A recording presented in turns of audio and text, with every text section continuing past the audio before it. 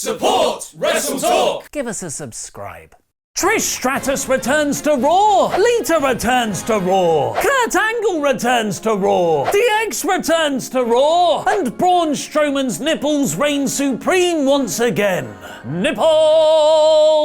I'm Ollie Davis. Give us a subscribe, press the thumbs up button, let me know what you thought of Raw in the comments below, because I'll be replying from out of nowhere. And click the eye above my head to give your rating, where you can choose from in awe, core, average, poor and bore.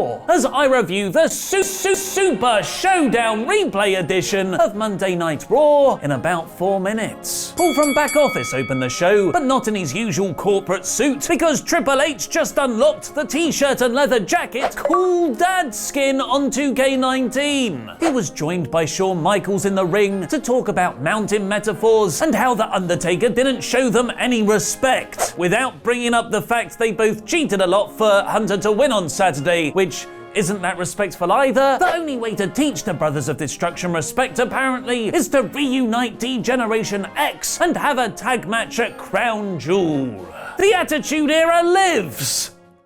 In 2018! It's kind of starting to smell a bit funny. After several weeks of presenting Bobby Lashley and Lio Rush as a babyface act against heels Elias and Kevin Owens, WWE executed a rather ingenious double turn, getting KO roundly cheered and Splashly booed. There are many reasons to explain this. The Chicago crowd loving Owens, Splashly's post-match beatdown on KO, and Rush being annoyingly obnoxious on the mic. But the real heel reason why is that Lio Rush was wearing a jacket without a shirt. Instant heat. Lashley and Rush continued their heel antics backstage afterwards, threatening super baby faces Bayley and Finn Balor, suggesting this is a long-term change. But I'm much more excited about a Kevin Owens babyface run, so hopefully this wasn't just for the bizarro land of Chicago. A video package revealed that John Cena won't have to qualify to compete in the Crown Jewel World Cup because he's an all-time legend and has awesome hair.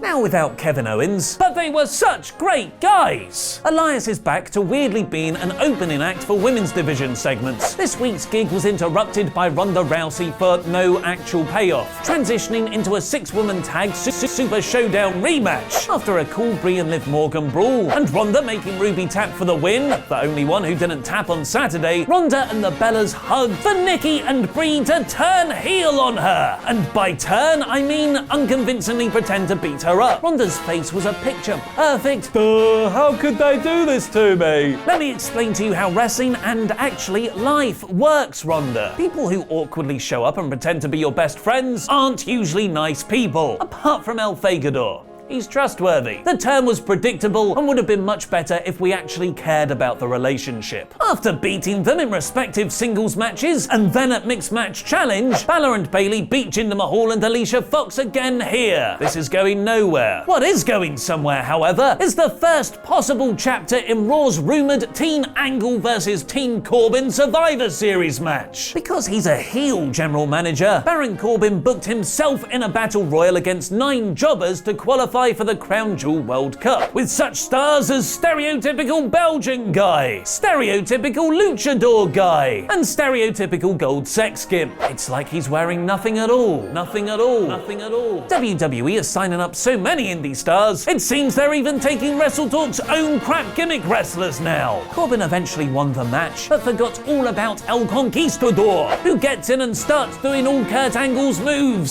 So it's Chris Jericho then. Angle eventually revealed himself in a really fun spot after eliminating Corbin, meaning he'll be joining John Cena and 6 copies of The Miz at Crown Jewel's World Cup. Ember Moon beat Nia Jax by countout in a quick, fast-paced slobber knocker. Moon is great. Trish Stratus was out next to cut a pretty awkward scripted promo on Alexa Bliss for Mickie James to challenge Trish to a tag match at Evolution. A wild Lita then appeared as Trish's new tag partner to clear house and make the match official. Bobby Roode and Chad Gable faced facing the Ascension as a team after losing in singles matches to Connor might have been interesting if they hadn't beat them twice already. Gable's blind tag victory seemed to create some friction with Bobby, but before anything could come of it, AOP ran down to the ring, which was terrifying, and beat everyone up. The Dogs of War versus the Shield Super Showdown rematch main event was built solidly throughout the night, with the Dogs picking on Dolph as the weak link, the Shield cutting an awesome 2013 style promo, and Paul Heyman keeping the Brock Lesnar versus Strowman versus Reigns Universal title match plate spinning for Crown Jewel. The bout itself was a frantic 6-man tag, with chaos breaking out just 5 minutes in. Reigns' dive over the top rope, Seth and Dolph suplexing each other out the ring, Braun's nipples, and most excitingly, Drew McIntyre getting in Braun's face. But despite winning the match on Saturday, Dean took the pin here, losing to a Claymore from Drew, leading Ambrose to just walk out afterwards, leaving Seth and Roman alone in the ring. This was an absolutely stacked episode, with returns, reunions, and heel turns galore, and the main event was pretty fun too. This week's Raw is a high core.